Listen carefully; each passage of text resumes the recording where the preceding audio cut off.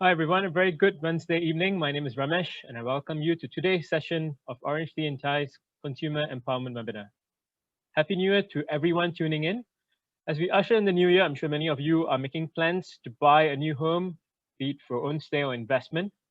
Orange Tea's Consumer Webinar Series aspires to empower every potential buyer or seller out there with the latest market trends right from the comforts of your home.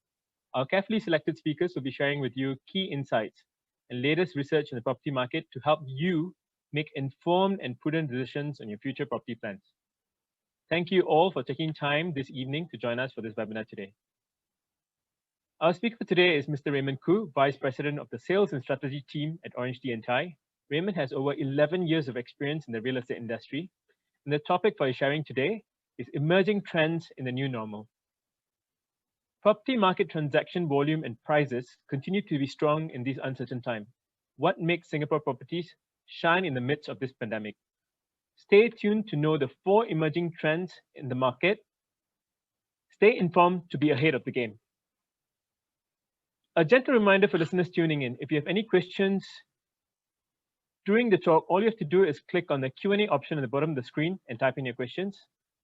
I'm sure all of you are eager to listen to what Raymond has to share with you. Without further ado, Raymond, over to you.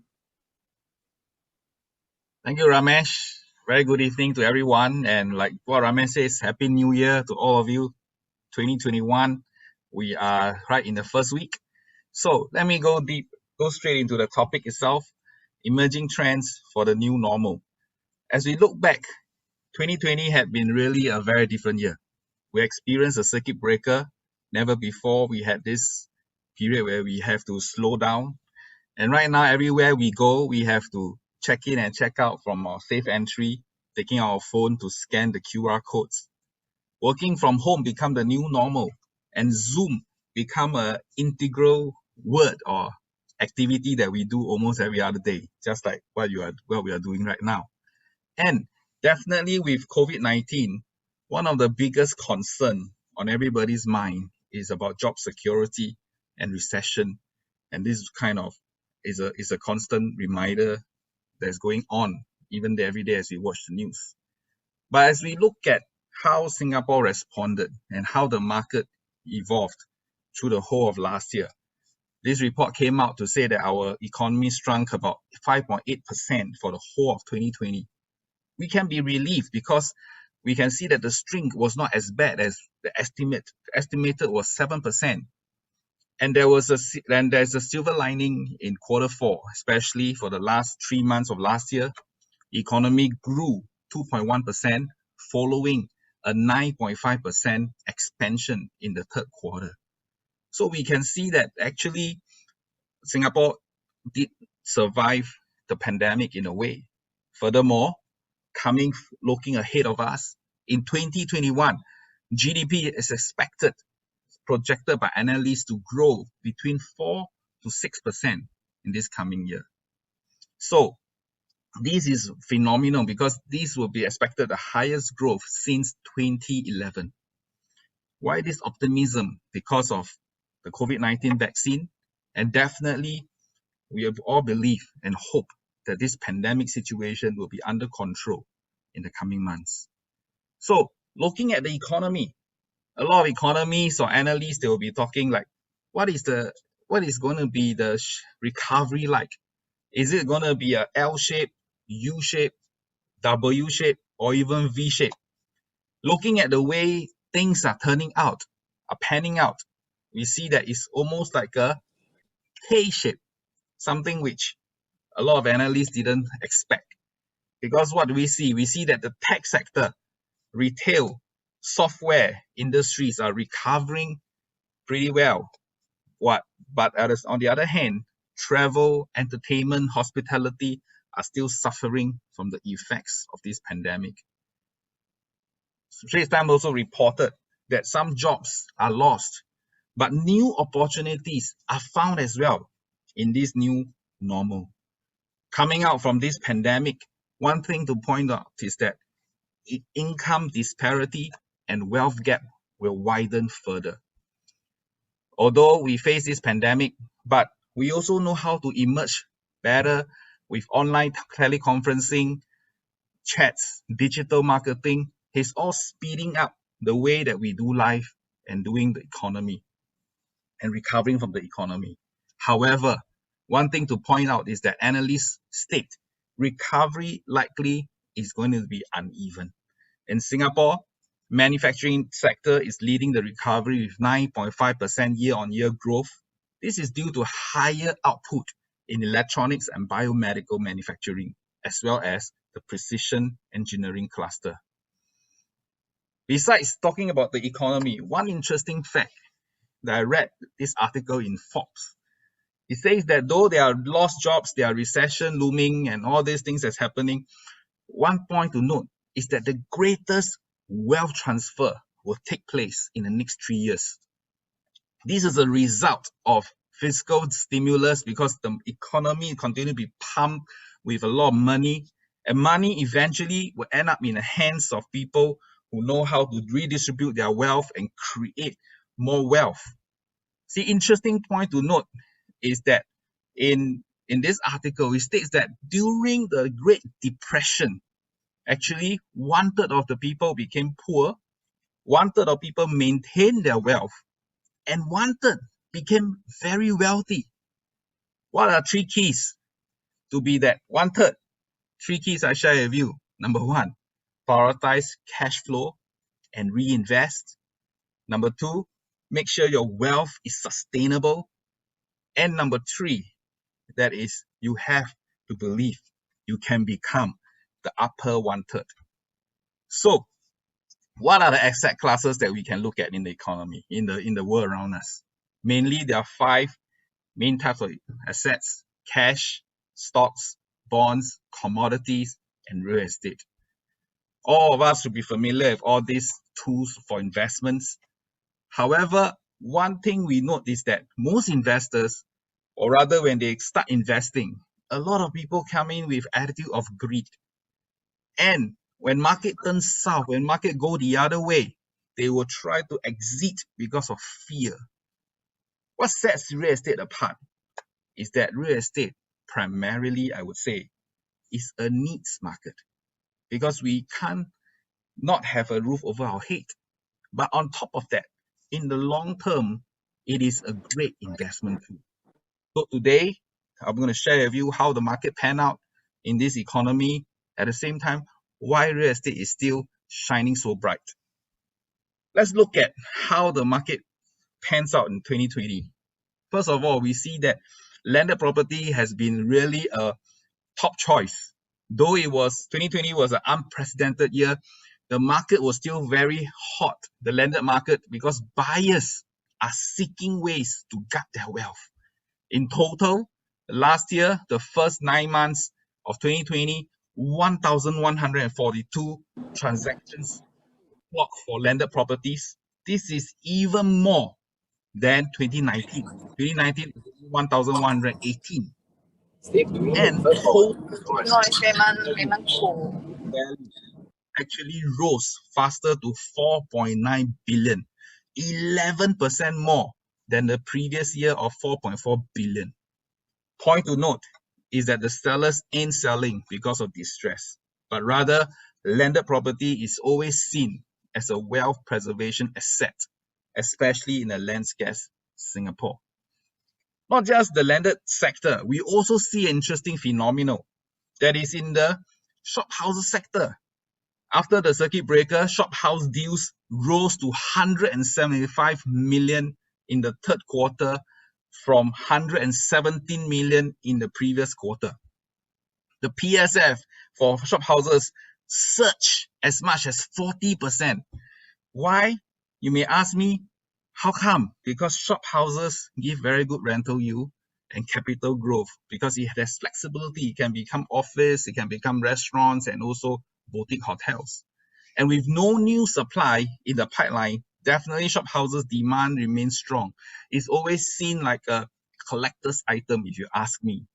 But one thing that is, shophouses comes at a premium. Usually most shophouses come in excess of 7 to 10 or 20 million dollars because of its rarity, right?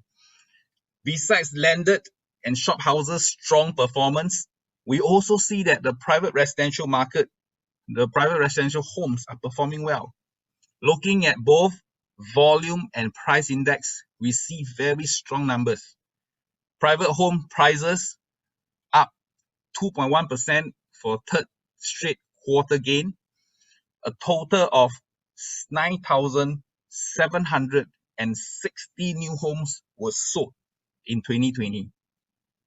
Investors' exuberance in the primary market spill over in not just the primary, but also the secondary market. Secondary market, which is the resale market, saw 9,905 private resale homes transacted in 2020. This was even 7.2% higher than 2019. Not just the private market, but also the HDB market, which really astounded a lot of people who were watching the market. The HDB segment also rose about 2.9% in the fourth quarter, and this is the steepest increase in the HDB resale prices since third quarter of 2013. Imagine, for the last 7 years, there's not such increase. So it means that people are really alive in the market. Buyers are still transacting, sellers are still selling. And interesting point to note is that why are buyers still buying? Because they hold a long-term investment approach. At the same time, underlying, I would say, there is very strong demand, because property is not something that you decide overnight. I would say they make preparation, and though recession hits, or rather uncertainty hits, they have already prepared and they still see opportunities. That's why they still make that purchase. As a result, let's see, going ahead, analysts is saying that 2021 will be a year whereby private home prices is going to rise another 1 to 4%, expected to sell between 8,005 to 9,005 new homes, probably about 9,000 homes. And HDB segment as well, expected to rise about 2 to 5%.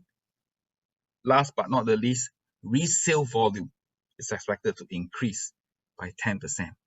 So, what are the emerging trends we can see in this new normal? I've done my introduction, give you a brief overview about what's happening in the market. Let's dive deep, straight into the topic for today. I'm going to share with you not 4, but 5. 5 emerging trends for the new normal. Number 1, technology. COVID-19 has hit us, but there's some good out of it. Humankind came and we reinvented ourselves, and one of the ways which really transform our lives is through technology. What do we see? New trends like online shopping, digital payment, remote working, distance learning. All these have really changed the way we do life. Digital payments enable people to make payments online, and goods and services still can transact. Remote work done through technology like virtual meetings, cloud technology, work calibration. So all these, in addition to really prevent the spread of virus, remote work really more than that, just to stop a virus from transmitting. It really saves time. Today you can hear me loud and clear. It saves time from you making your way to an auditorium, right? As a result of technology, 191 countries announced or implemented that schools and universities, although they closed, but yet they started online courses. In the past, this may not be something that we thought it would happen so quickly, but today, COVID-19 has truly caused technology rise and make things evolve faster. More than just living or working from home, this tech trend, I can say, not just affect work or shopping, it affects the way we live. Look at Singapore. Even our HDB has implemented smart living. And implemented smart living, this was reported in the Straits Times for 1,190 families in Punggol recently. Smart power sockets, distribution boards enable them to monitor their energy consumption. Smart parking system, which you don't need to have gantries, and there's even an option to pay by your credit card through an app. sensors that gives you ideas about how this real estate services working, and they can predict maintenance that's required, and also smart lighting. So actually technology has really changed the way, it's changing the way we live, and I believe things are going to get even more interesting in time to come. Smart home trends is a new norm. According to this article, it reports that not just your lightings or your automated window blinds or doorbells, these devices don't really become smart just because they are plugged onto your internet, but it will evolve to become even smarter. What do I mean? It means that eventually they will start to learn through AI your habits. It will start to learn how you behave. And over time, what happens is that they can see and read a certain pattern and will help you to anticipate and make decisions faster. Means what? This report says that even like next time you have a fridge, it a smart fridge. It can even preempt what do you need for your grocery runs and things like that. So it'll be interesting. And this report says the value of smart home devices is set to grow from 55 billion to 174 billion by year 2025. Besides technology, what else do we see in this new normal? Second point is that we see a trend of bigger spaces. What do I mean by bigger spaces? Because of the way we see our residential home, we don't just see it as a place where we rest. It has become an office space. It become a place of learning. For the first time since January last year, the monthly sales of bigger units exceeded 100, hitting 112 in June, 125 in July, and 151 in August.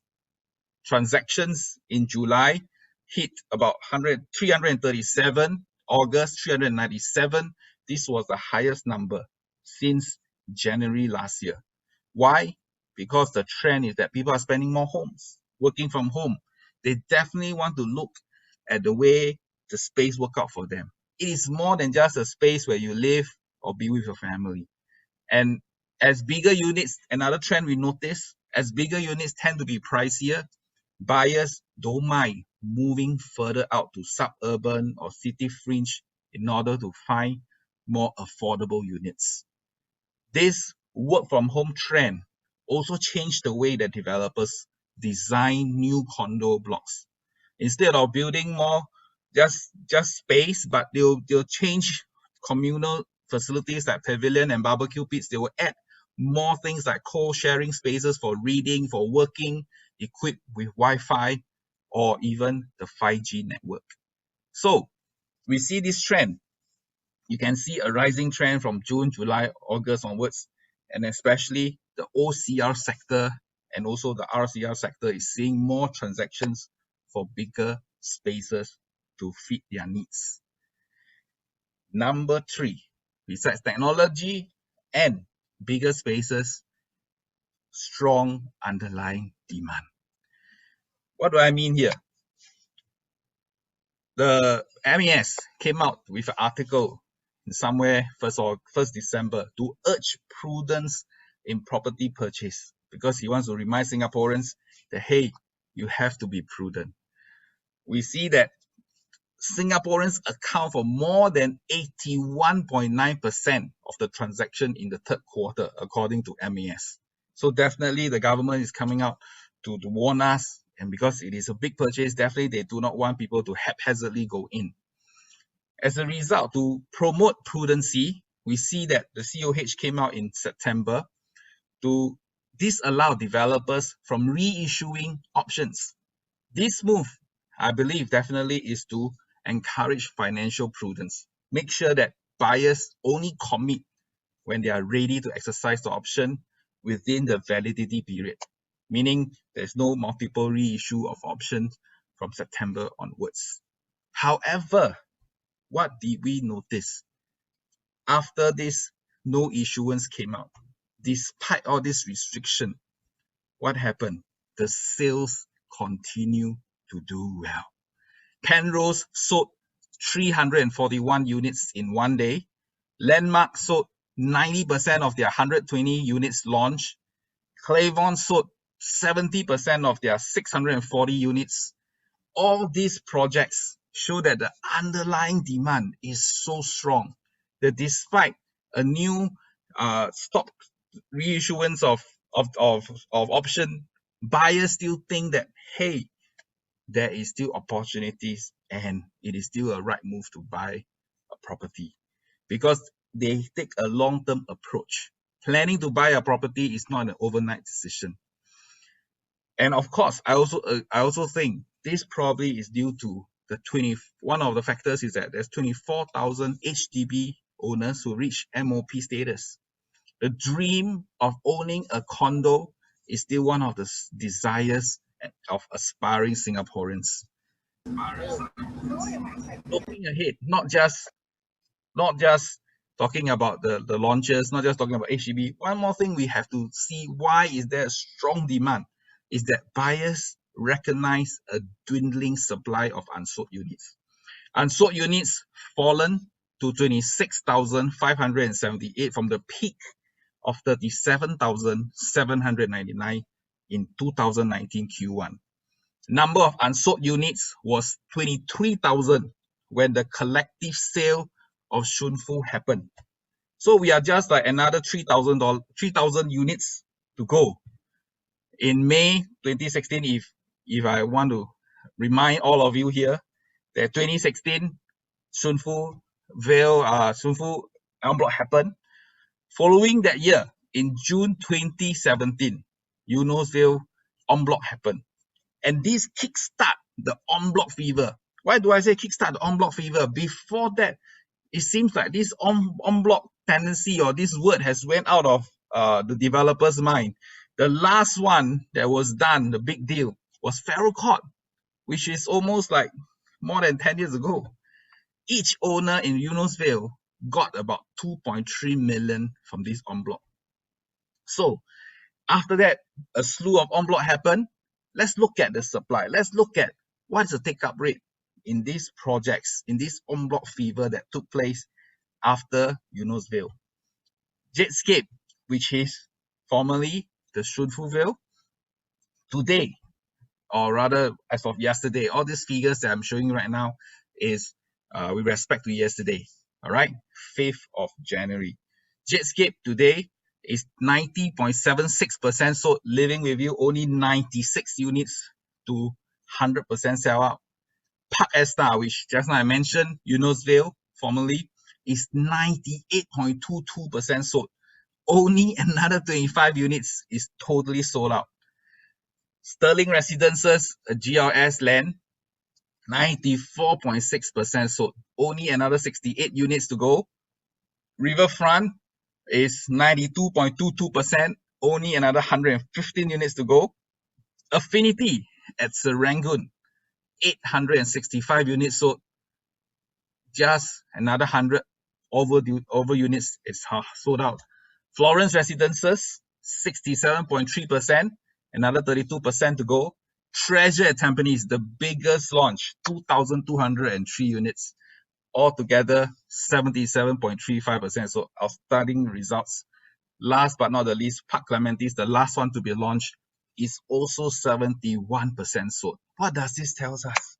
All these mega launches, the take-up rate is fantastic. Imagine if you are definitely one of the buyers who visited one of the show flats before and looking at the take-up rate, you would definitely know what I am telling you. Another reason why the strong underlying demand is that we can see that the supply is dwindling as well. There's not much supply. Confirmed list of just 1,605 residential units is on the list for first half of 2021. This is low in comparison with the former 5 years. These prices are underpinned with the expectation that home buying could improve in the following year. Because of what? Because they expected a rebound in the economy. Let's look at recent GLS land bids results. Tanah Merah Kecil, this OCR land plot, is attracted a total of 15 bidders. 15 developers fighting for one piece of land.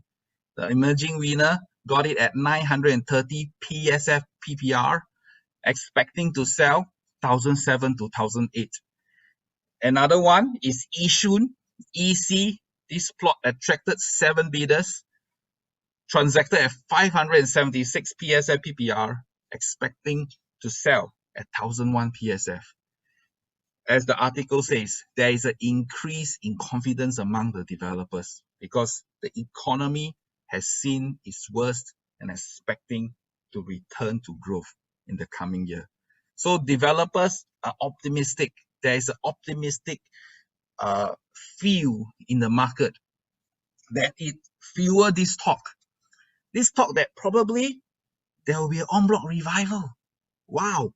Strong demand plus developers hungry for land. These few talks that en bloc may revive again because in 2020, only 2 plots were concluded. And like what I mentioned just now, the 2016 en bloc started when the unsold inventory fell to 23,300 units. So today we are about 26,000 unsold, just 3,000 units more. Probably it will spark off another cycle. But analysts did say that they expect that smaller developments this time will likely benefit because of the new slew of measures that developers have to pay higher. At the same time, developers have to pay higher because to entice the owners to release and to agree to the en bloc sales, definitely they have to hang a big carrot in front of them. So, what trends have we seen so far? Technology, bigger spaces, strong underlying demand. Number 4, Singapore is a shining gem. Why do I say Singapore is a shining gem? This COVID-19, in a way, is a storm. It's an unprecedented storm. But East Asia fatalities is actually about below 10 deaths per million citizens. In contrast, Europe and American countries reported 500 to 800 deaths per million. Why is that so? A few reasons were stated. Because of cultural differences, Asians are more self-reliant. There's a respect for authority. At the same time, China, Taiwan, and Singapore had experienced SARS before. And South Korea dealt with MERS in 2015.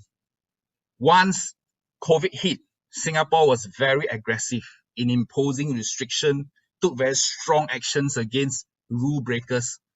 A few countries really can recreate what Singapore had rolled out. Our culture, our good governance, our healthcare system, our tracking system, it all tells you about how Singapore had contained coronavirus. It tells you about how blessed we are to be living in this land. So much so that coming into this COVID, or rather going through this COVID, we see MNCs like Johnson & Johnson, Amazon, all these big companies, they came to access and put their money into Singapore. Why? Not just because of geographical location, political stability, or our innovation ecosystem, but rather other strong points like our legal system, our workforce.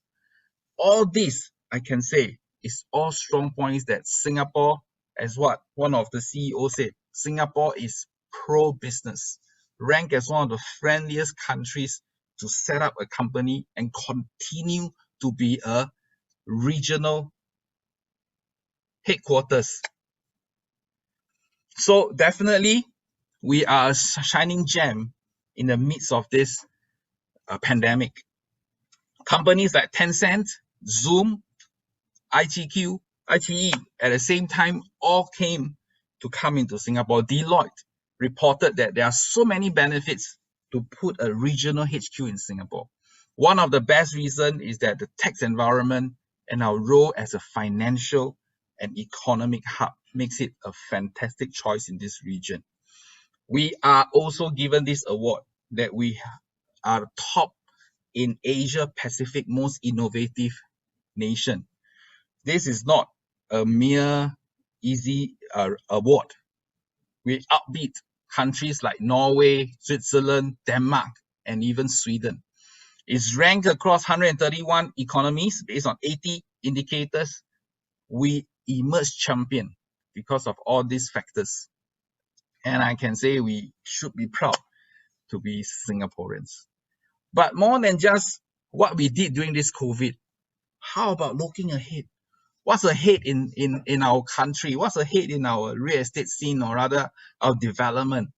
Is that there is a lot of developments going to happen.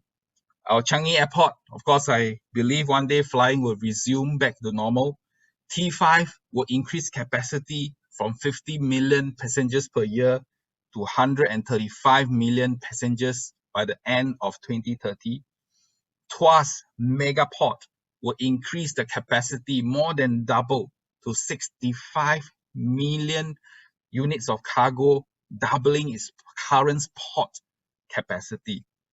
In the future, up northeast, our Punggol Digital District will generate 28,000 jobs when it's up and running. What else? Our Jurong Lake District, 100,000 new jobs expected to be created because 20,000 new homes are going to be built in our Jurong Lake District of 360 hectares. Not just all this, Sungai Gedok, 500 hectares of land up north is going to have new growth industries in agri-tech. Last but not the least, as all of you should have heard by now, the Greater Southern Waterfront. 2,000 hectares of land is going to be revamped. That is the size of 9,000 new homes will be built just on Keppel Club. Last but not the least, I want to share with you why there is why property market is still very alive. Is because it is seen as a splendid savings plan. What do I mean here? One thing that truly we see is that mortgage rate is at all-time low. Today, if you go to a bank to get a home loan, it's as low as 1.11% because SIBOR rate is only at 0.41. Let's say you take $1 million loan and 30 years repayment period. If interest rates is about 1.11 to 1.2, you are paying an installment about $3,002, and your interest goes to about $913. You're just paying $913 of interest. Your principal, actually you clear $2,003. Means what? Only 27% of your repayment goes to interest. As compared, if interest rates were high at 3.5, you are paying as high as almost 65% of repayment to interest. So the low mortgage environment, which is expected to be around for the next 3 years to 5 years even, because of the expansionary approach that the government are taking, I believe it will make property shine even stronger. What do I mean here? Because today, when you do property investment, let's say you rent out a property, you will likely get these 3 types of payments, or rather this kind of cash, this kind of savings plan. You get 3 income: capital appreciation, cash flow, and principal. Capital appreciation, cash flow, and principal paid. So what do I mean? Let me dive into some numbers for you to see, for you to understand this better. Let's say you buy investment property. All right, you buy investment property, let's say it's about 1.2 million, let's say a 2-bedroom, 1.2 million, and your loan about 900K, which is about 75% of the property price for 30 years. The repayment, 300,000, stamp duty of about 32,000, monthly rent, if you collect about 2,009, and your installment works out to be about 2,978. At this point, you may say, Raymond, it doesn't make sense. I have to pay $78 more. Yeah, I understand. Okay, hold on a minute. Give me some time. Let me work out the numbers for you to see. Rental yield is about 2.9%. But the point I want to start to introduce to you is to remind you is that when you pay 2,978, don't forget that not so much is going to interest. Naturally, a huge portion is going to the principal. So what does the numbers look like? Let's roll it out for you in front of you to see. I like this website. You get DBS website. It shows you the numbers very clearly. If I pump in the numbers, 900,000, I take a 30-year loan. At the same time, my interest rate, I even put is in an ascending order, 1.2%, 1.4%, 1.6%, 1.8% is ascending, all right? Let's say you hold the property for 5 years. What happens? How much are you going to get in totality? Let's see, all right? So 5 years, I work out in the table. Just now, I've selected out that portion. In 5 years, you will pay about $65,000 in interest. On the other hand, you will be clearing about $98,000 in principal. All right, what does this mean? If you collected, what does the cash flow looks like? If you collected rent, let's say $2,009 per month, it will amount to $174,000. You pay maintenance fee, let's say about $200 per month. You take $174,000 minus the interest, minus the principal paid, minus the maintenance fee. It gives you a negative of $1,400. You say, wow, Raymond, doesn't make sense, right? Okay, hold on. This is just talking about cash flow. Let's look at the other two other components. Let's just say property price just increased 2% per year. You hold for 5 years. I'm saying 2%, which happened in 2020. Property price went up 2%. 2%, not a lot. It will appreciate about $120,000. What is your net gain? Net gain is your principal plus your cash flow plus your capital appreciation. All right, of course, minus away stamp duty, that is a cost that you have to pay for buying a property. 98,000 minus 1,004 plus 120,000 minus 32,006. It works out 184,000. Looking at ROE, 184,000 divided by 300,000, the outlay that you have to put, the return on equity is as high as 61%. Isn't it great numbers? This is possible because of the leveraging nature of property. Looking at it as a savings plan definitely makes sense, because let's say you put in 300,000 and 5 years later you get back close to 484,000.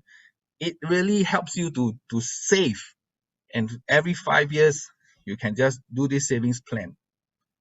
And of course, why would I say, to end up my talk for today, why real estate is a splendid way for investment, and why buyers are still buying instead of in the midst of this uncertainty. Because it serves at every stage of your life. When you're starting out, most of us use it for own stay. And after which, you collect rental, you buy your second property, or so on and so forth. And of course, one day, more than just you want to look for capital appreciation, last but not the least, when you are retiring, it serves as a great way to hedge against inflation and wealth preservation. And of course, you can even withdraw value out from your property without even selling. So I shared with you 5 emerging trends in this new normal. I hope that you have gained some insights. 5 key things: technology, bigger spaces, underlying demand, Singapore is a shining gem, and it is a great savings plan. So that ends my talk today, but I want to pass the time now to Ramesh. And Ramesh, back to you. Hi, Raymond. Thank you so much for that sharing. Very insightful. Not only do you give a good overview of the emerging trends, you even showed us good savings plans. So for those of us who are not saving enough, I think 2021, this is the best plan you can have. I've checked with all the banks. The interest rates are not very high. So something to really maybe think about for 2021. And I would like to resonate with Raymond's earlier points. Which 1/3 of the people are going to be the ones that lose money, stay the same, or make the right decisions and make some money during this pandemic? I think it's an opportunity for all of us, or something for all of us to think about. A gentle reminder for all listeners tuning in: if you have any questions, all you have to do is click on the Q&A option. We still have one more speaker for this evening. Our next speaker is Dave Lee, Associate District Director with Orange Tea and Thai. With over 10 years of experience in the industry, Dave is also the project IC for various high-profile projects, including the latest mega launch, Normanton Park, which is currently previewing.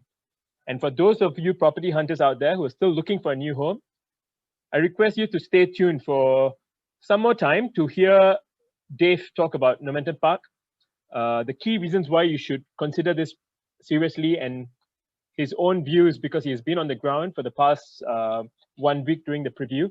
But the preview has 1 more week to go. So I think he's the best person to share with you why Normanton Park is the hottest project in the market right now. Dave, over to you. Hi, thanks Ramesh. Thank you Raymond as well for the insightful sharing on the emerging trends. So Ramesh, can you let me share my screen, please? So today, Hold on a second, sorry. Yeah. So today, actually, I will share with all of you on the ground that I've been in Normanton Park for the past few days. I also observed that we have actually more than 3,000 people visited the show gallery already. So why this Normanton Park actually attracted so many buyers that actually visit us. So I actually will share with you some of the key reasons and of course some of the key benefits. So buying a home, I think to have benefits is very important, right? So I'm going to share with all of you now. So I hope all of you can see my screen now. Right, so what are the 5 key benefits? So number 1, I'll be sharing with all of you on the past price trend. And why past price trend is so important? Because past price trend will actually lead to first mover advantage. And of course, the appeal of RCR projects, supply and demand, strategic location, and of course, the exit strategy if you purchase a unit in Normanton Park. Right, so let's go to past price trend first. Right, so I spoke about first mover advantage. So let's do some, let's check on some of the past price trend, especially in 2018, after the en bloc cycle when all the mega launches and all the new launch actually launched. All right, so let's take a look at Kenridge Hill Residences. We see that it was actually launched in November 2018. All right, so the average per square foot that they actually launched is between $1,006 to $1,007 per square foot. And of course, in 2020, we see prices actually went up, right? And of course, developer in 2020, last year, are selling between $1,008 to $1,009. We also see some of the highest transaction close to $2,000 per square foot. All right, and of course, I'll be also sharing with you this mega launch called Sterling Residences, also launched in 2018. All right, and we also see that the average launch price here is between $1,006 to $1,007 per square foot. And of course, Sterling, we all know that price today went up as well to about $1,009 to $2,000 per square foot. So if you look at the transactions here, the smaller bedrooms, they are actually smaller units, right? They are transacting around $2,000 per square foot. And of course, for 2-bedroom units, they are transacted about $2,000 per square foot as well. All right, of course, Park Esta, we see the same price trend, 1,617. And of course, prices went up to 1,008 to 1,009 per square foot. As well as Jadescape, where actually Raymond had actually shared with all of you that supply for all these mega launches are actually diminishing in the market. Launched in 2018, 1,617, and today we see prices went up to 1,008 to in fact 1,009, right, per square foot. So it is also safe to say those who harvest in 2018 are already sitting on profits. So like what Raymond also shared with all of you just now, it's like a savings plan. So I would say people who started saving back in 2018, in 2021, they would have already seen profits, right, in this property, in their own property.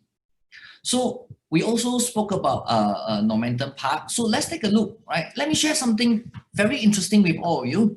Normanton Park, an en bloc site as well back in 2017. All right, we see the estimated break-even price at 1,482. That was back then in 2017.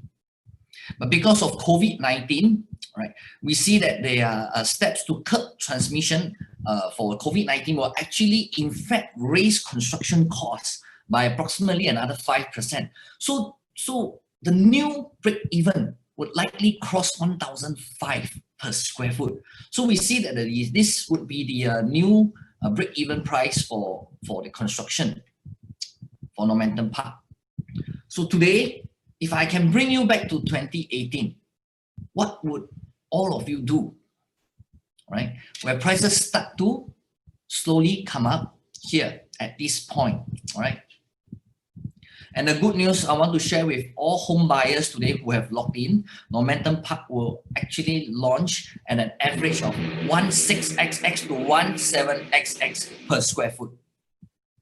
So of course, these are some of the price matrix. Of course, some of the higher floor units, right? We will actually see, we can expect some of the higher floor with a full sea view, right? Crossing $1,008 per square foot. But of course, for most of the units, it's going to still transact between 16 to 17xx per square foot. So these are some of the guide prices, right? All our Orange Tea agents will be able to share with all of you. Like for units that are facing actually the sea view, right? We actually see that for 2-bedroom compact, all right? We see that it's between 1.1 to 1.2 million. And of course, for 2+ study, these are some of the guide price, 3 compact, 4 and 5-bedroom, shops and terraces as well. So next, I will share with all of you what are the appeals of RCR.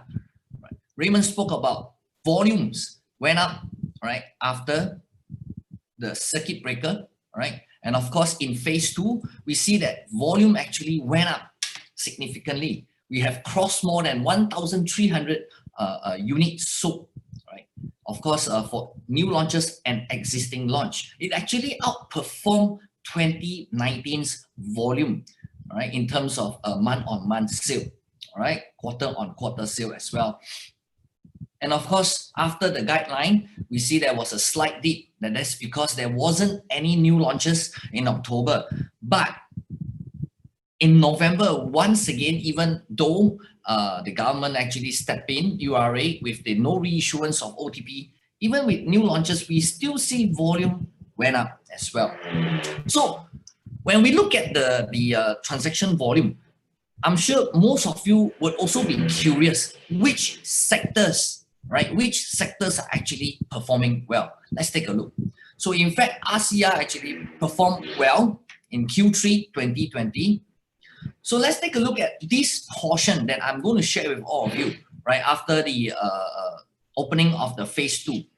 In September and August, of course, we see that RCR outperform OCR and CCR in terms of sale. All right, this is developer sale by region. So we see buyers are actually coming into the RCR market to buy property that are located in the rest of central region.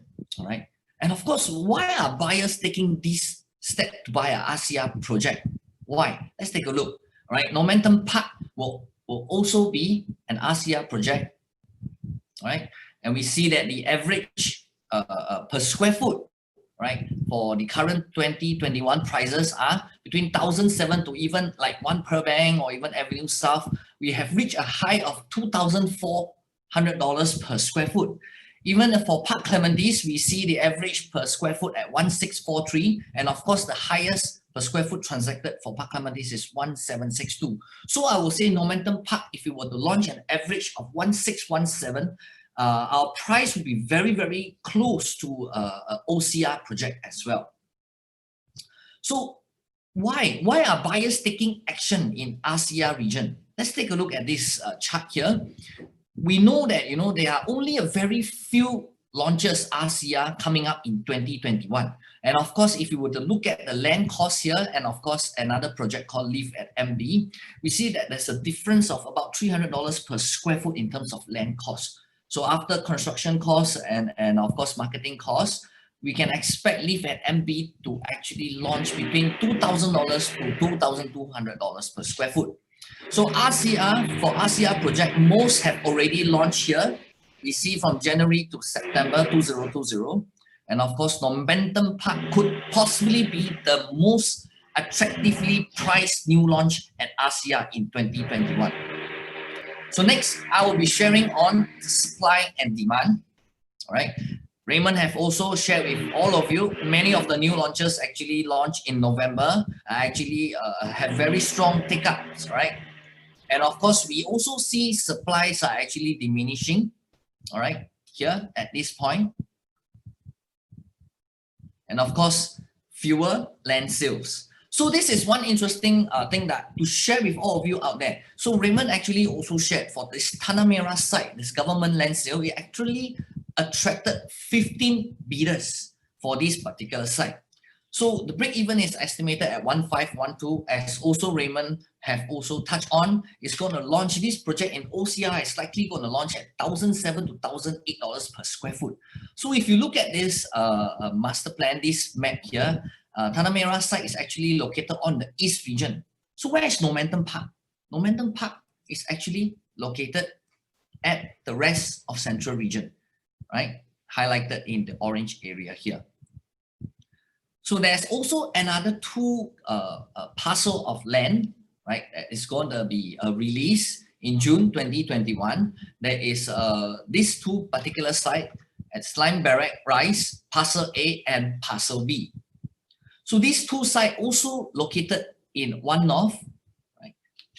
So my question to you is this. So if Tanah Merah was attracted 15 bidders back in November, so how much do you think developer will bid for these two sites that are located in One North as well in Buona Vista, right? So my guess is your guess. As we all know, land costs keep rising throughout the years, all right? Even our HDBs, BTO prices keep going up, right? It has never come down as well, right? So of course, Raymond have also touched on supply of mega launches actually has dipped. And of course, these are some of the available 1 and 2 bedrooms in terms of starting price. We see that some of these RCR projects prices have in fact crossed 1.3 or even $1.5 million, right? Most of them are sitting at about 950,000 approximately. And of course, a 2-bedroom where most of them actually, some of them actually hit 1.2 million, 1.8 million, 1.499 million for some of the 2-bedrooms here. And of course, these are the 3, 4, and 5. Okay, so now let's take a look at launches, an overview of District 5 launches since 2018. All right, so we see that Kentridge Hill Residences, right, launched in November 2018. We have sold a balance of, we have sold 75%. We have a balance available unit of, as of today, is about 139 approximate. And we see Park Clementi's launched August 2019, has very strong take-up rate, more than 1,000 units transacted, right, in less than 2 years at 69% sold now. And of course, for some of the other launches that are launched in November 2018, May 2018 has in fact crossed more than 85% and 90% respectively. So for Clermont, the one that was recently launched, sold more than 74% with a balance unit of 167 units only. So these are some of the supply in terms of bedroom size in respective district, like for example, District 5. Now we see that Greenview do not have any 1 and 2 bedrooms, and we do not have any 3 bed or 4 beds left. And of course, for Whistler Grand, we do not see any 2 and 3 bedrooms. And for Park Clementi's, we all know that it actually crossed 1,000 units. So for 1 bedroom, there isn't any supply. So for 2 bedrooms, dual key, and of course 2 plus study, we do not see any supply left in Park Clementi's as well. All right. For Kentridge, we do not see any 1 bedroom. And of course, 2 compact was fully sold. For Clermont, we see very strong take-up rates in 1+ study, 2-bedroom, and 2 premium. So of course, Normanton Park will be the new supply in District 5, right? And of course, let's take a look at this One North area. So there are only 4 projects in One North. And of course, we have Dover Park View, Heritage View, One North Residences, and the Rochester. So I would say, right, in this One North area, supplies are actually severely undersupplied. All right, we see, I'm going to share with you, there are only 4 existing launches and 1 new supply coming up at One North Eden. And of course, that's what is located in the northern One North region. And of course, in the southern One North, there's only 1 new supply, and that's Normanton Park.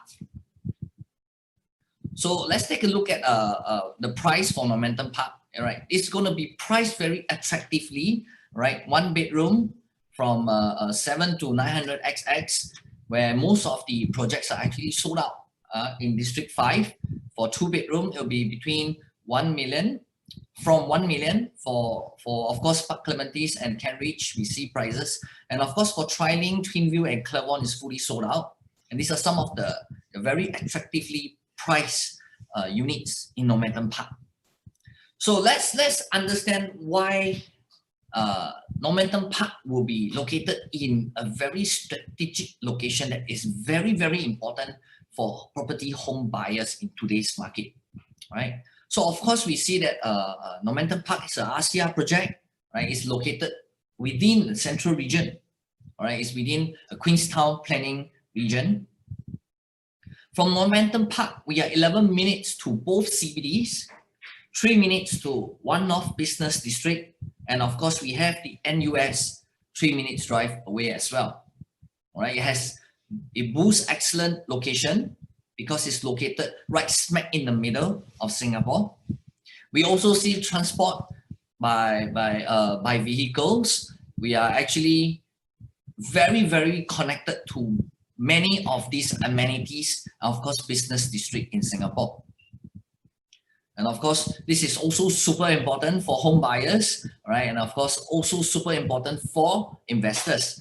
We are located within business hubs like Mapletree Business City, Singapore Science Park, NUH, NUS, One North, Star Vista, right? Fusionopolis and Biopolis. Of course, we are 5-minute drive to Dover Education Belt. These are some of the amenities, childcares, minutes away. And of course, the developer are planning to supply and provide 2 years of free shuttle bus service to Cambridge MRT station and Bona Vista MRT station, where you can have your NTUC fair price and of course your cold storage at Star Vista. And of course, when Raymond spoke to all of you that our tech sector in Singapore actually, in terms of economy growth, actually went up. But do you all know that actually Normanton Park is situated along Singapore's tech corridor, all the way from the western side to the central here, where Normanton Park is actually located. We are very near to Greater One North. If you take a look at Greater One North itself, Normanton Park is actually tucked right beside Science Park and Cambridge Park, right below One North.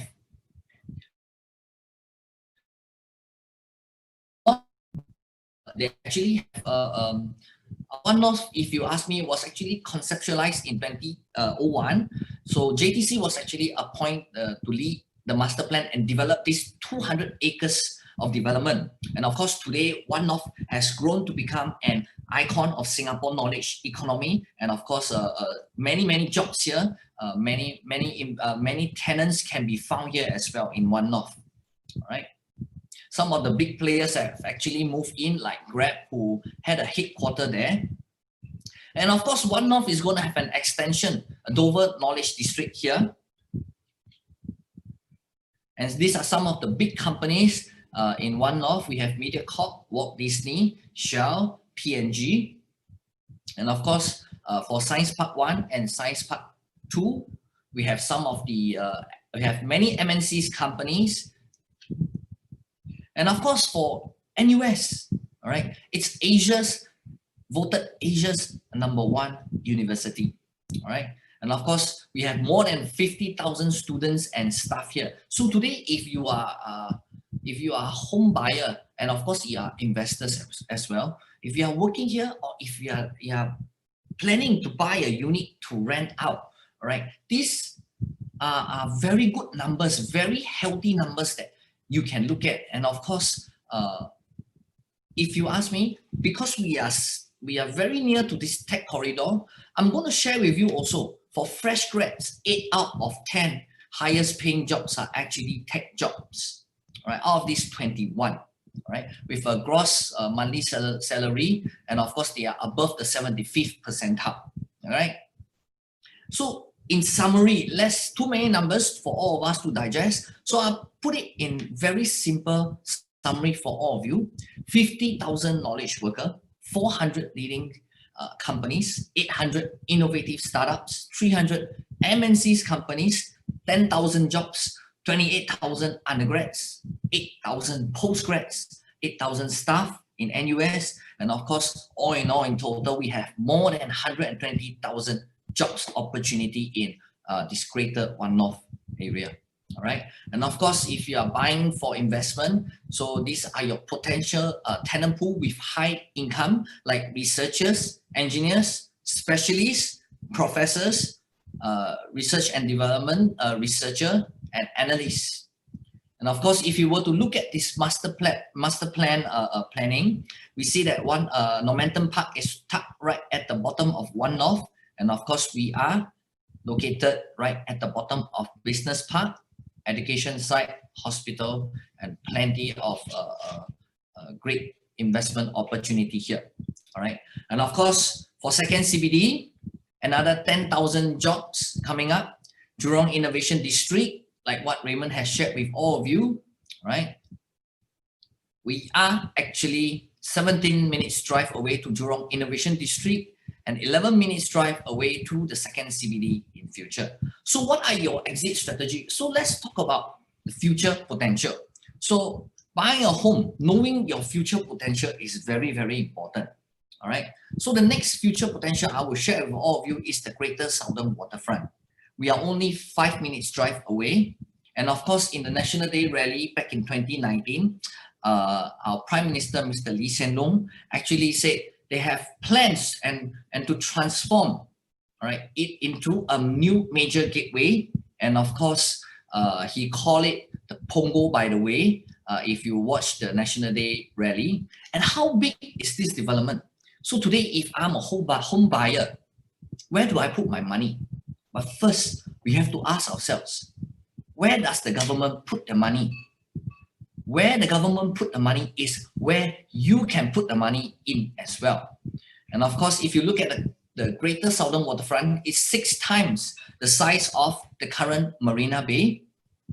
And of course, by 2020, 2027 and 2014, we see that the port will actually shift to Tuas.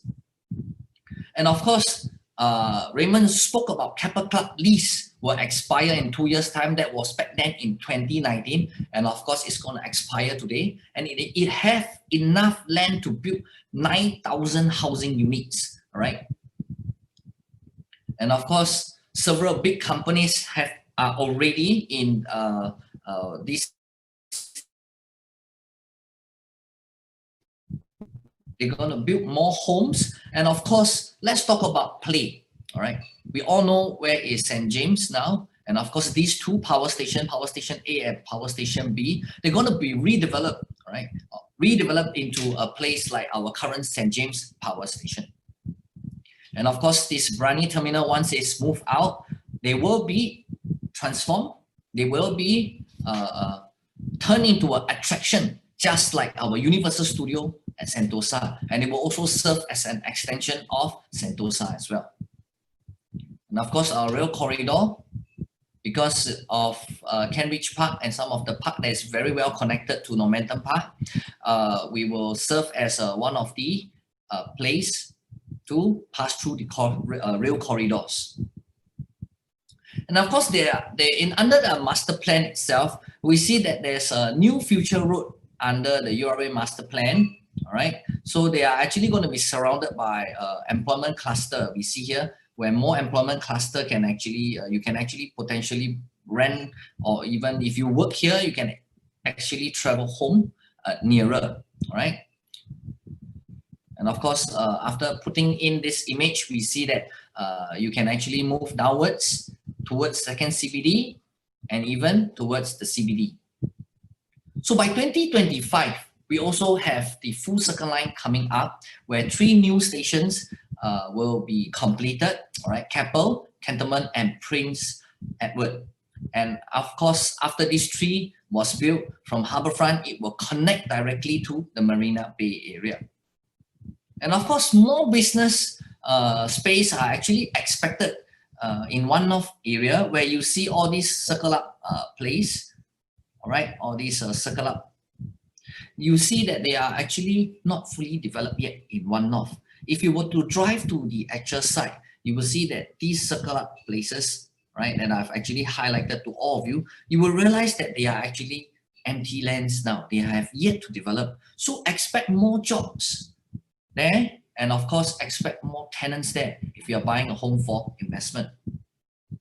And of course, in this Straits Times article, where in 21st of December 2020, we see that HDB is going to launch 17,000 BTO flats in 2021 this year, including Bidadari, Queenstown, where our under master planning region we are, Normanton Park is within Queenstown. There are also 4 plots over here, right, likely to be the location of the Queenstown HDB. So this is one of the exit strategy where you can actually engage the HDB upgraders next time when you want to sell your property. So once again, I'm going to share something very simple for all of you to actually visualize. If you purchase Normanton Park at around $1,600 to $1,700 per square foot, all right, in 2021, right, in 2021, Keppel Club will redevelop, and in 2022, right, the integrated resort, right, will attract more jobs and add new attractions. And in 2023, we know that Normanton Park will TOP.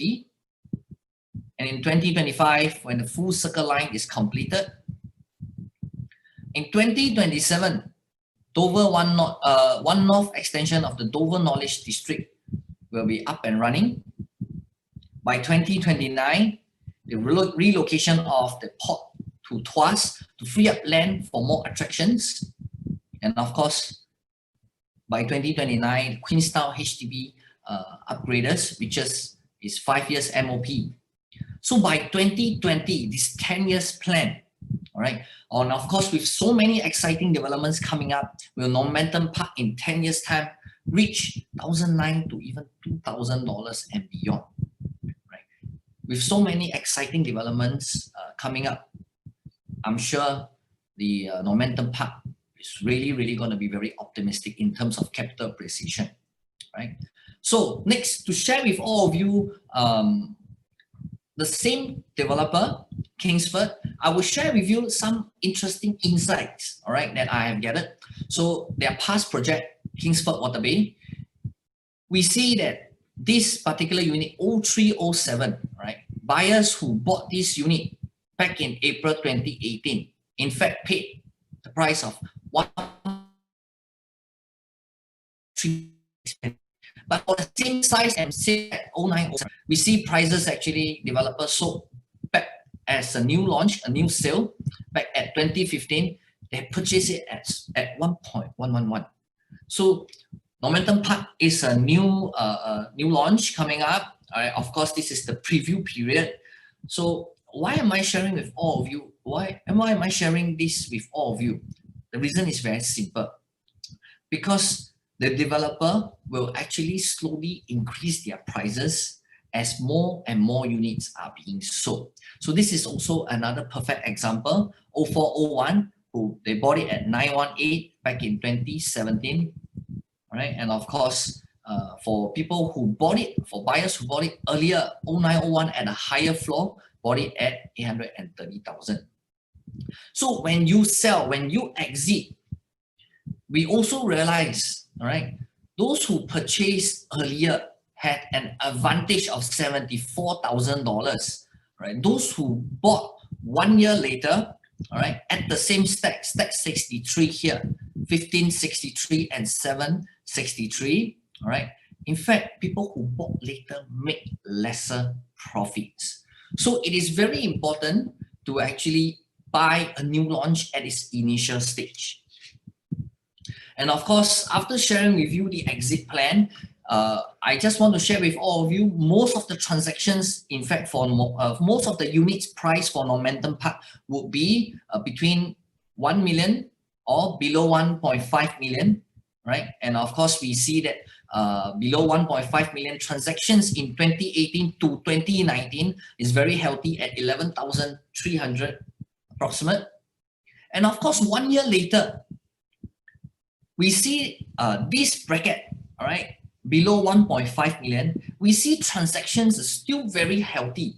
So it means that if you're buying a property in 2021, all right, you want to buy a property that falls within this range. So even with inflation coming up in the next few years, or even when the COVID pandemic is gone, all right, even if property prices went up, all right, you will be falling between this range where you attract plenty of buyers. Right? This would be the iconic old Momentum Park, and of course, these are some of the. It's going to be a new icon in the heart of District 5.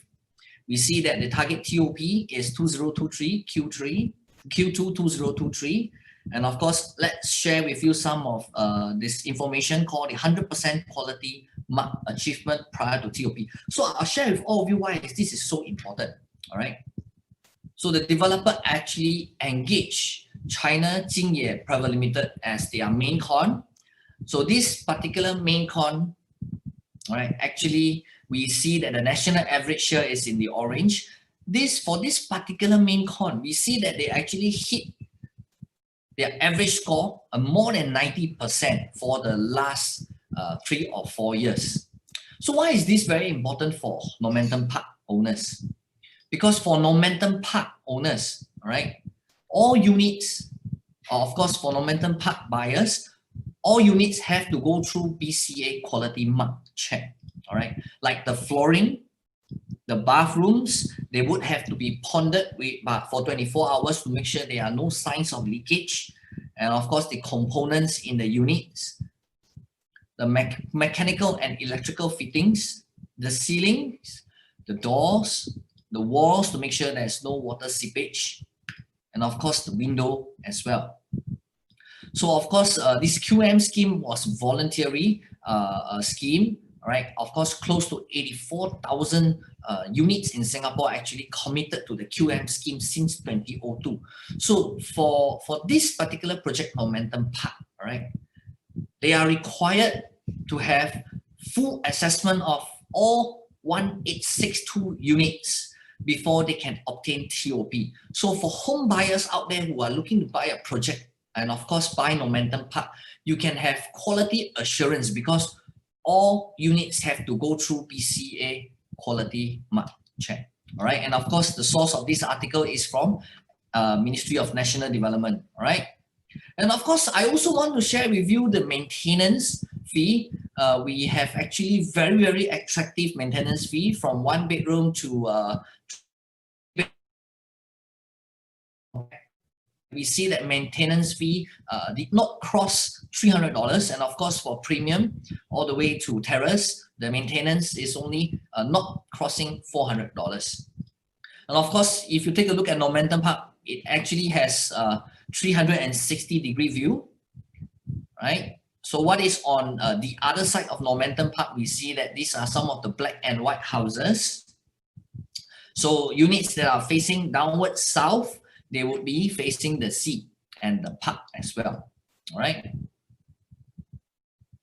And of course, this would be the north view, the western view, the southern view, the eastern view, and of course, this particular project, Momentum Park, as I was in the show gallery today, one of the buyers said, wow, it's like coming home to a resort, right? Of course, the concept, right, is inspired by Amazon River, right? Momentum Park will also be blended in perfectly with Kent Park. And I also want to share something very interesting with you, and it's what we call the beacon, right? Of course, these majestic 9 towers will be lighted up by the beacon lights. So either way, you are coming back home from either side towards Tuas or towards ECP from the AYE. From far, you can actually see that the lights, the beacon lights would light up. So this would definitely be one of the new icon. All right, it's going to be the new icon, the new majestic icon in District 5. And of course, these are the grand arrival lobby. Look at the facilities here. It's truly like living in a resort. And of course, these are some of the great facilities. We see that the shape actually of the river, right? Inspiration, the pool is shaped like a river with so many pots for you to actually swim in. And of course, in front of the strata, the terraces, we have direct pool access. And of course, this this would be from another view from the strata. And of course, for Momentum Park itself, you would have 8 commercial units. And of course, you would have a great view of the sea if you are buying a unit on a higher floor. So with that, I hope to see all of you soon. For those who have yet to visit Momentum Park, because many interests are actually gathered ready. And of course, we have seen many visitorship for the past few days.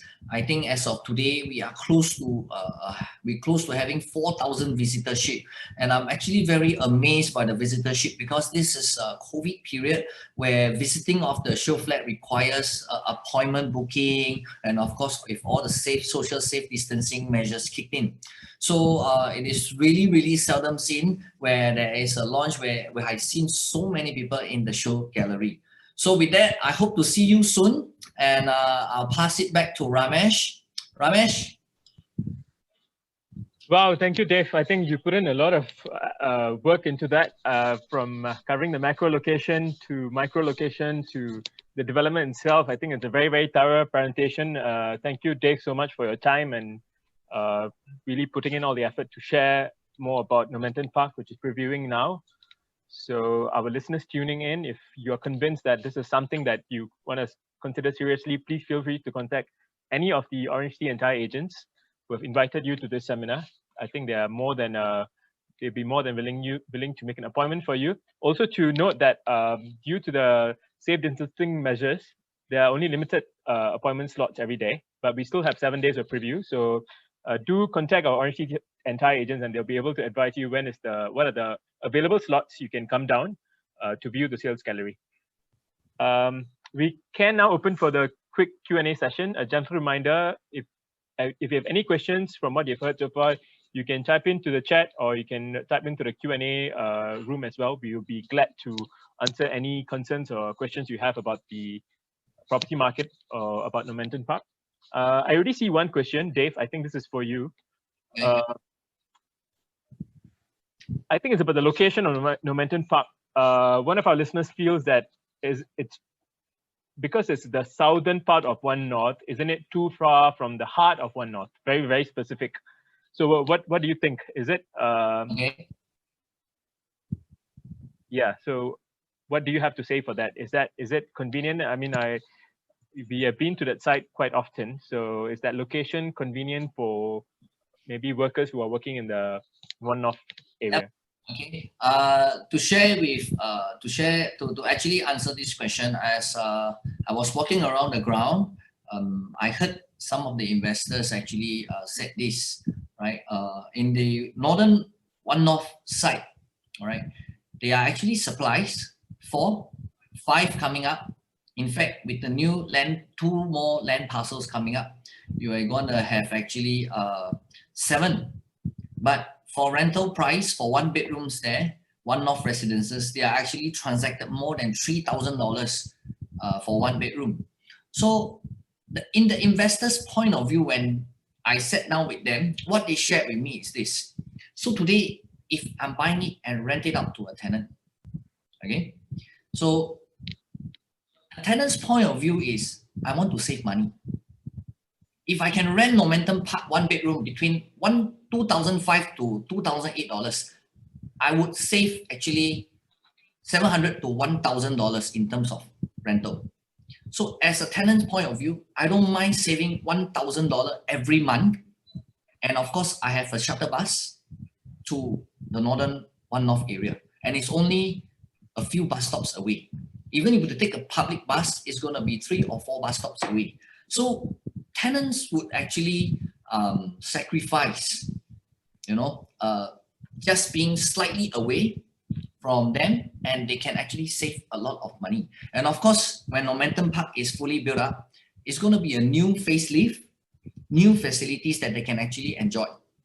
And of course, being away from the northern one-north area, they will be away from the hustle and bustle of like, how do I say, how do they share with me? They actually use this specific word. They said that it would not be so much of a congestion. And of course, over the weekends, I would have more peace because I'm located right on top of the hill. And of course, Kent Park is just right at the doorstep of Momentum Park. Thank you, Dave. I think we have some interesting comments coming in that it's just beside Mediapolis, so you will have a lot of MediaCorp artists staying at Momentum Park. So I think we tend to underestimate the size of Momentum Park. It's not just the tech sector. There's the science parks, and then there's Mediapolis. It's really a lot of employment sectors within that area. So I think you don't really have to be concerned about the distance. I think if any person is going to look out for a rental, then as like Dave mentioned, with the beacon shining on top, I think Momentum Park will be the first choice, the most prominent choice out there. The smaller boutique projects will lose in comparison for prominence. Another question that came up is about the size. I think this is something that a lot of buyers may have asked you as well. 1,862 units. What is your take on this? Is this a good thing? Am I going to have a swimming pool which is very packed over the weekends? How do you address this issue, Dave? I would say that when you look at how it's being built, the facilities, right? In fact, the developer used 80% of the land for landscape, right? And 20% only for the blocks, right? So if you ask me, when we went for the architect briefing, the architect actually mentioned you need 2 full days to finish walking the entire Momentum Park. If you were to explore the facilities bit by bit, you will need 2 days to complete the entire walk in Momentum Park itself. So that's actually how huge it is. So if for those who haven't really seen, I really urge you to come to the sale gallery because they have a really, really very nice model to showcase every single facilities that's there to be shown to the buyers. I'm getting the luxury villas in Bali vibe, where it's so huge when you go on a holiday and you really, even when you stay for a weekend, you can't finish looking at all the facilities. I think it's the same vibe here. So you're really like living in a resort. So it's really exciting. Maybe one more question for Raymond. Usually when we have talks like that, buyers tend to think we are doing the sales talk. I mean, you have shared a lot about the emerging trends. What do you have to say to people who think that we are just telling them this? And, buyers tend to be a bit apprehensive that we're just doing sales talk. So, I mean, Raymond, in your past, you have advised many clients to make a lot of money as well. So what do you have to say to our buyers listening today if they are still a bit uncertain whether it's the right time to go in or not? Well, it's a very good question. I guess most buyers always, when you look at the price, it's a big purchase. It takes a lot of I would say, a lot of guts, because there's a lot of fear. At the same time, they worry. But I can say you are in good hands, because in Singapore, it's unlike other nations, other countries. Because our government don't just control supply, they control demand. Look at the COVID measures that even in this pandemic, we also still come up with this measure that is to make sure that the developers don't keep reissuing options. And yet, the take-up rate is still very strong. So I can say that no other countries is like Singapore, given that there's so much developments happening. And at the same time, we are so land scarce. And the best part I can say is that whatever our government always plan, it comes to pass. So all the developments that Dave pointed out, myself pointed out, I can say it's like a crystal ball that you can see 10 years later when Greater Southern Waterfront happened, everything happened, come into place, you will say, yeah, would I know if we have listened to Raymond and Dave and Ramesh, then at that time, 2005 PSF, yeah, I should have bought then. So don't wait too long. Yes, I agree, Raymond. In fact, I mean, from my experience, doing especially mega projects, the initial launch is very, very crucial, because I've seen many instances where over time, even launches, I remember one launch, I think was the Florence Residences, the take-up initially wasn't very good, but over the period of time, the 2 years, the price went up multiples. So that's why I think for mega launches, we have seen it many, many times. That's why we insist that you look at this project very seriously. If you have the means, if you have to stretch a bit, I think it's worth the stretch at this juncture. So there are many ways you can actually find money to invest. I mean, there's many creative solutions. I think our Orange Tea agents are very well versed in trying to find solutions for you. So if you're curious how you can do this, if you think your money is locked up somewhere, do contact again one of our Orange Tea agents. They might find solutions for you that you might not be aware of.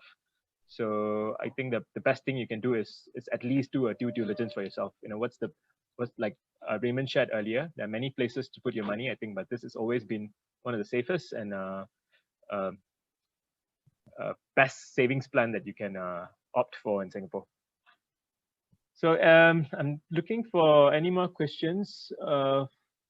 Okay, interesting question from Michael. What are the long-term and short-term yield in Normanton Park? Either Dave or Raymond. I think Dave would be a bit more well. I think he's talking about rental yields. Yeah, we have actually seen the price trend, the rental price trend actually trended in D4 and D5. So D4 and 5, actually, we are like very close to each other. So for the average rental yield that we see now in District 5 itself is about 3 to 3.6%. Yeah. So with the future Greater Southern Waterfront all up and running, who knows? And if I do remember correctly, 2 days ago, the news came out. All the analysts in Singapore are predicting up to 5% increase in the price index for 2021. So for the long-term yield, if you're talking about capital appreciation, that's the price increase that we're expecting, 5% for the whole of this year. And as Raymond mentioned, the en bloc market is also heating up. So we expect a very strong showing for this year, possibly better than 2020, because we're already coming out from the pandemic. So I think that's all we have to share for today. I don't see any more questions coming in. So it has been a very, I hope it's been a very fruitful, informative evening where all you property hunters out there get more insights on the property market and have a good overview of the latest, hottest launch in the market, Normanton Park. So again, last but not least, if you have any queries, anything at all, go and contact your Orange agents. We are just waiting to help you with your property portfolio expansion. Also, if you want a copy of either Dave's or Raymond Khoo's presentation report, feel free to approach your representing Orange entire agent for a copy. I think that brings us to eventual end for today's session. I hope all of you found it as useful as I did, and I thank you for your attendance. Have a very beautiful evening and hope to see you all at Normanton Park. This is Ramesh signing out. Good night.